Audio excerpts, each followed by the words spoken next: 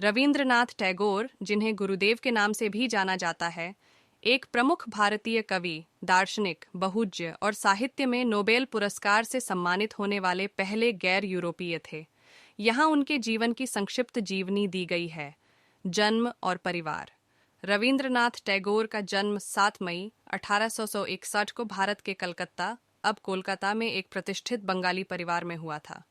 वह 13 बच्चों में सबसे छोटे थे और उनके पिता देवेंद्रनाथ टैगोर एक दार्शनिक और सुधारवादी धार्मिक और सामाजिक आंदोलन ब्रह्म समाज के नेता थे।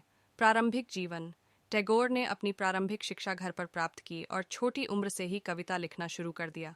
उनकी साहित्यिक प्रतिभा को उनके परिवार और गुरुओं ने पोषित किया। शैक्षिक यात्रा। वह 1878 में इंग्लैंड में अध्ययन करने गए, मुख्य रूप से यूनिवर्सिटी कॉलेज लंदन में। हालांकि उन्होंने अपनी डिग्री पूरी नहीं की और औपचारिक विश्वविद्यालय शिक्षा के बिना भारत लौट आए। साहित्यिक कार्य। रवींद्रनाथ टैगोर का साहित्यिक करियर 1878 में उनके पहले कविता संग्रह कवि कहिनी डी पोएट्स टेल के प्रकाशन के साथ विकसित हुआ। उन्हें गीतांजलि, गीत प्रस्तुतियां नामक कविताओं के संग्रह के लिए जाना जाता है, जिसके लिए उन्हें 1913 में साहित्य में नोबेल पुरस्कार मिला। उनके कार्यों ने प्रेम, आध्यात्मिकता और प्रकृति के साथ मानवीय संबंध के विषयों की खोज की। संगीत और कला। टैगोर थे न केवल एक कवि, बल्कि एक उत्कृष्ट संगीतकार और चित्रकार भी। उन्होंने भारत के राष्ट्रगान जन गण मन और बांग्लादेश आमार शोनार बांग्ला लिखे। उनकी कलात्मक प्रतिभा प्रकृति और मानवीय भावनाओं के साथ उनके गहरे संबंध का प्रतिबिंब थी। शैक्षिक सुधार। टैगोर शिक्षा के क्षेत्र में दूरदर्शी थे।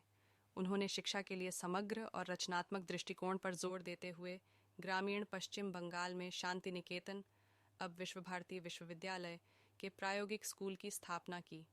यह संस्था कला, संस्कृति और बौद्धिक शिक्षा का केंद्र बन गई। दर्शन और विरासत। टैगोर के दर्शन ने सभी लोगों की एकता और मानवता और प्रकृति के बीच सद्भाव के महत्व पर जोर दिया। वह भारतीय स्वतंत्रता आंदोलन में एक प्रमुख व्यक्ति थे और उन्होंने सामाजिक और राजनीतिक परिवर्तन को बढ़ावा देने के लिए अपने लेखन का इस्तेमाल किया। मृत्यु। रवींद्रनाथ टैगोर का 7 अगस्त 1941 को कलकत्ता में निधन हो गया। उनकी साहित्यिक और कलात्मक विरासत भारत और दुनिया भर में लोगों की पीढ़ियों को प्रेरित करती रहती है।